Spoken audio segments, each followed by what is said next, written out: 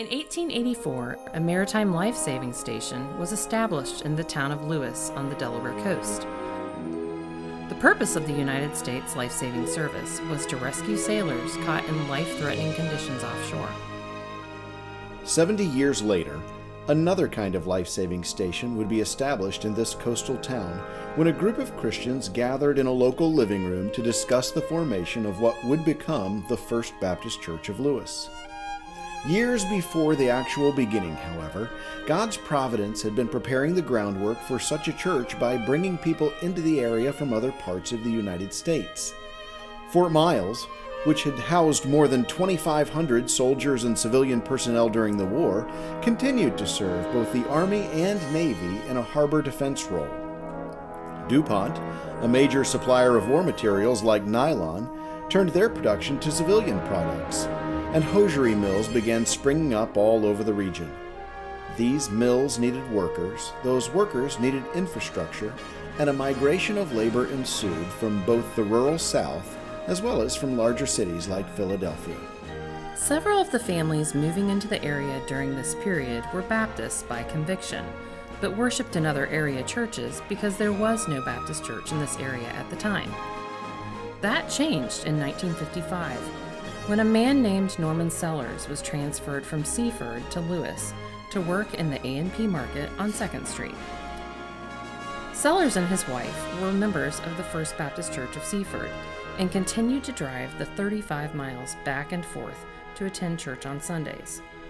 On one occasion, they were not able to make the trip to Seaford, and the Sellers family attended a local church in Lewis. It was there that they met several other families that were seeking a truly Bible-centered church. Together, this small group contacted Raymond Street, the pastor of the Sellers Church in Seaford, and asked if he would be willing to come to Lewis to hold a service on Sunday afternoon. Pastor Street consented, and the first service was held in a local home on April 13, 1955, with 15 people in attendance.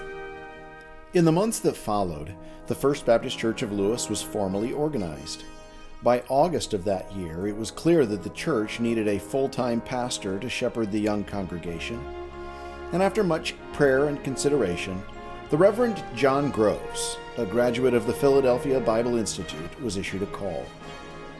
Upon his acceptance in October of 1955, Pastor Groves began a 3-year ministry that would include the purchase of property and the construction of a basement building, the first phase of the present facility located on Kings Highway.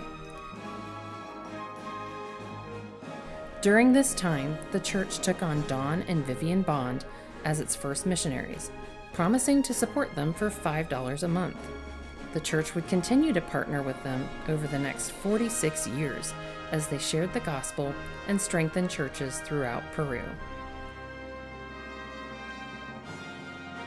When, in 1957, Pastor Groves left to serve at the First Baptist Church of Del Mar, the church was shepherded briefly by Grover C. Myers.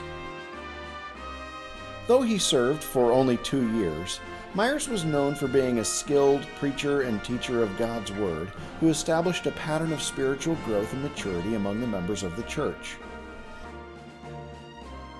While the work of these two men was greatly appreciated, the church had not yet experienced the blessing that accompanies a dedicated and long-term pastorate. Thankfully, they would, when in early 1960, God sent Bill and Edna Woodhall to serve the First Baptist Church of Lewis.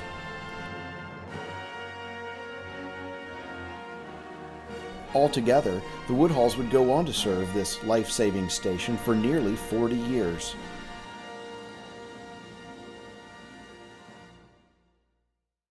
Pastor and Edna Woodhall set an example of active involvement in the community.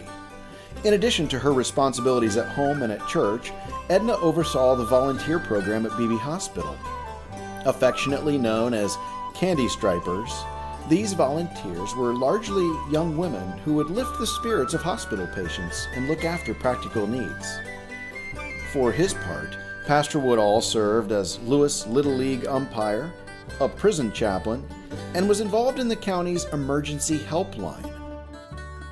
During these years, The Lord used talented members of the congregation to improve the facilities immensely. In 1962, the present auditorium was dedicated, being built on top of the existing basement. Then, in 1968, the building was expanded again to create nursery and fellowship space. Pastor Woodall was an evangelist and scholar whose diligent study of God's Word and bold confrontation of sinners led to many converts, some of whom themselves were called to the ministry and are still serving to this day.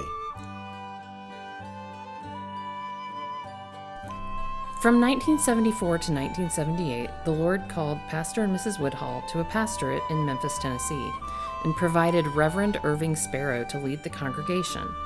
When the Lord directed the Woodalls back to this area in 1978, they would return to find that a gymnasium and office area had been added to the building, and a Christian school had been started, the Lewis Christian Academy.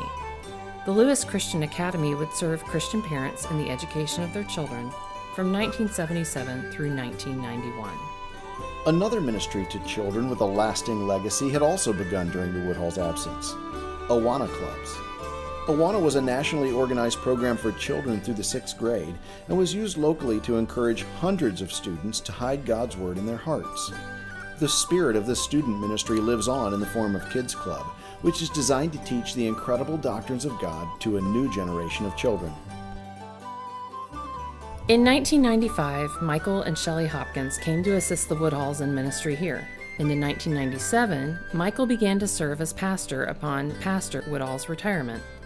Under his ministry, missions giving increased to nearly $50,000 a year, allowing the church to substantially increase the amount of support each work received and to take on several new missionaries, including Tim and Ramona Abbott, Ed and Marta Ray, Paul and Martha Deku, and John and Kim Caputo. One morning early on in their ministry, the Hopkins family woke up to a surprise. In the night, the entire educational wing of the church building had collapsed. Even as the church members began to clean up the site, they gave thanks to God that no one had been hurt. In the months that followed, plans were developed for the construction of a new family center. Altogether, the Hopkins family spent 5 years serving in Lewis. Their departure paved the way for another long-term, faithful ministering couple to establish roots here, David and Leslie Monroe. Already a seasoned pastor when he and Leslie arrived in 1991, Pastor Monroe brought both maturity and stability to the church. His concern for the practical application of God's Word showed up both in his preaching and his development of ministries aimed at helping each Christian take their next spiritual step. Growing Kids God's Way, a ministry to young parents, and Reformers Unanimous, an addiction recovery program, were introduced along with a vibrant seniors ministry known as the Joy Group. Leslie's skill as a musician was used to train choirs and instrumentalists to aid the congregation in worshiping God through music, which was full of beauty and truth. Together, they, along with the congregation, creatively reached out to the community through special programs and concerts, ladies' banquets, youth events, and a basketball league which focused on reaching young adult men. During this time, the Lord gifted the church the opportunity to purchase the ball field property for an amount that can only be considered miraculous, and set in motion plans for a new worship facility. When Pastor Monroe stepped out of the role of senior pastor in 2020, the Monroes had given over 40 years of their lives to the Lord in faithful ministry.